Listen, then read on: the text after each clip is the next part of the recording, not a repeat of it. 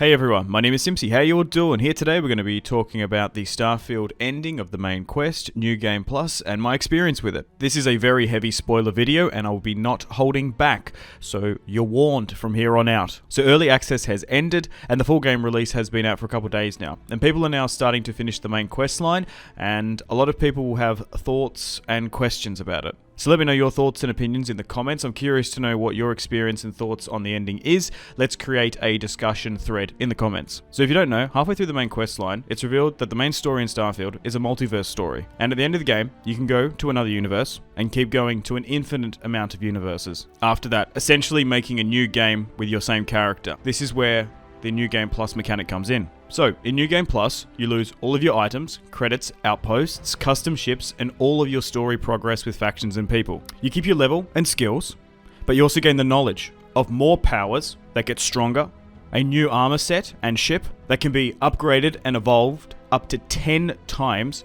when you jump universes / start New Game Pluses. You can also share the knowledge of the existence of the multiverse with characters. You can essentially become a god with this knowledge. But to become a god, a starborn, traveling and experiencing the multiverse, sharing knowledge of its existence, and who knows, maybe making more universes a better place, it requires a sacrifice. It's a tale as old as time, to make a sacrifice for knowledge. Odin gave his eye as a sacrifice for knowledge. Now, in Starfield, you will have to sacrifice your first, very own, unique to you universe that you played through. Personally, I love this dilemma, but some people will be upset and hate it and will never do New Game Plus because of it. Some people will turn away and refuse to peer into the Unity and will want to stay in their own first universe because they love their first universe and the decisions they made in it, as the decisions they made them who they are and who their character is. And I say, it's perfectly okay to refuse the Unity, but you will have to know you will never become a god and will need to live with the decisions you made in Universe 1. Others, like myself, who want a second chance and regret acts and how they treated some people in their past universe, will want to change things. Personally, I got Samco killed and feel guilty and upset that that happened. There are some things I can't change in Universe 1, but I can in Universe 2. For example, Sam is alive in Universe 2. I can foresee Starfield's game ending being hotly debated for years to come. I can already tell people are going to be very opinionated about this Bethesda game ending compared to any other I can imagine. I can already see people online saying that the ending is incredible, it's good, it's fine, it's bad, it's trash, or well, you're simply too dumb to understand it. Or why did I bother doing any of the faction or side quests? What was the point of gaining that vast amount of credits if it didn't matter anyway? And then there's some people that are simply deeply confused. This game ending will be very divisive for some people. I've already seen some people with more specific complaints, like damn, I should have played the main story earlier, or I waited too long, and even I should have never touched the main story to begin with, or I should have never rushed the main story, or should have. I can see achievement hunters and completionists being the most upset. Now, my suggestion on how you should play, just simply let people play the game, man. So, if someone comes to you and says, hey, where should I go in Starfield? What should I do? I told my siblings and friends who asked me and came to me with these same questions. I simply said, do whatever you want. Just play the game how you see fit. If they try and annoy you, wanting some more information, I would say, do the main quest line. If you enjoy it, continue it. Maybe spice things up doing some faction quests. If you see Freestar or Ryujin pique your fancy, continue with them. Survey some planets and maybe even do some debt and bounty hunting. That's fun. Explore the world. I can see why people are pissed, depending on when they did the main story, especially if they did main faction or a lot of sideline story quest before the main story. They might feel like it was a waste of time. I do understand this criticism, but I don't agree with it. And I wasn't upset when it happened to me. Side note here, about the reporting on the news of New Game Plus, I despise the content creators and journalists, mostly the journalists, that before the game was even out, spoiled it for some people, particularly as Bethesda games don't come around too often compared to other games, saying that you have to play and rush the main story first, or you will regret it. Who are you to make that decision for people?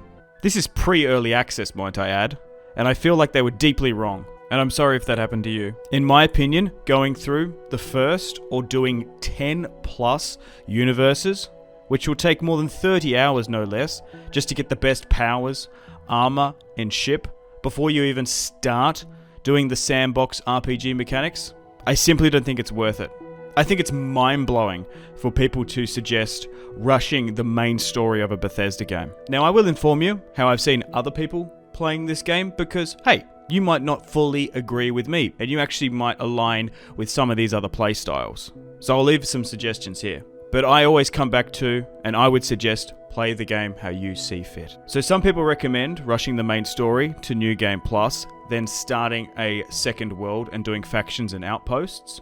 Some people say, take the game slow, do some shipbuilding, do some outpost building, faction quest lines, experience a Bethesda game and play it more like a sandbox. Then do the main quest line. Some people suggest rushing the main quest line, doing the 10 worlds, and then you start the sandbox experience.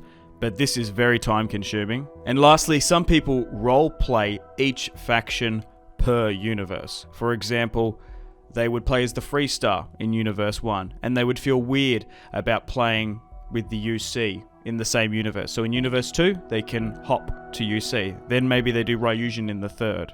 So there's a fair few suggestions here. Maybe you agree with these more than some others.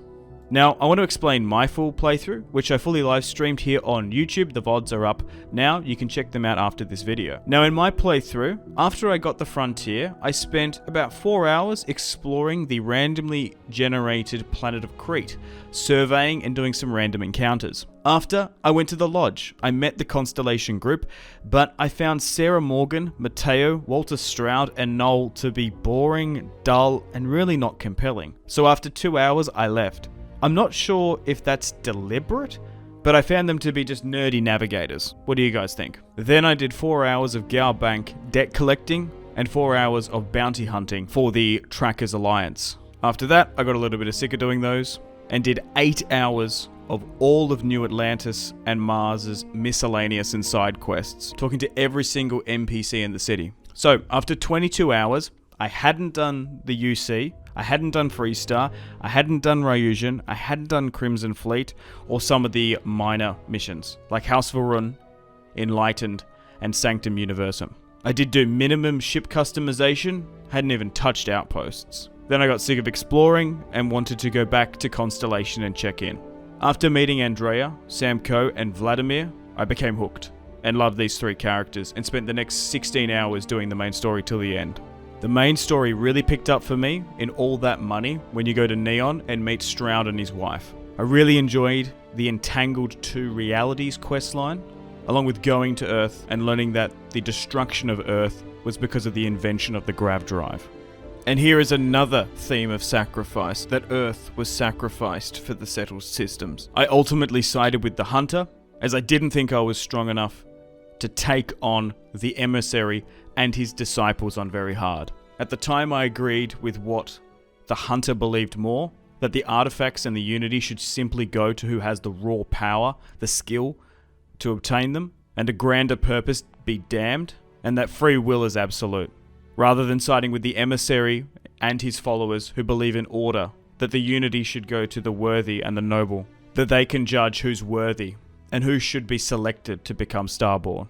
And the Emissary, even with Sam's face, couldn't convince me. After defeating the Emissary and his lackeys, I gained the ability to peer into the Unity and meet myself.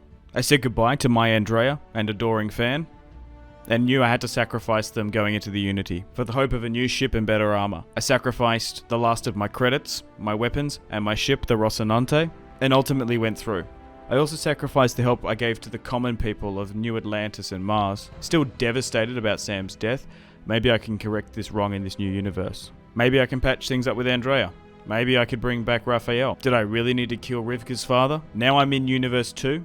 Now poor, in a new world, with the knowledge of the multiverse. I went to the lodge to tell them about it, so that Sam wouldn't die. He is alive, but my original Andrea is dead, as I can't go back. It ultimately hurt to see them, so I left.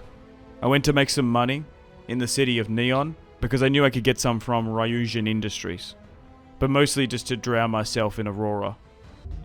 Let's hit some Aurora. Oh wow. You all ready? We're about to have a hell of a party.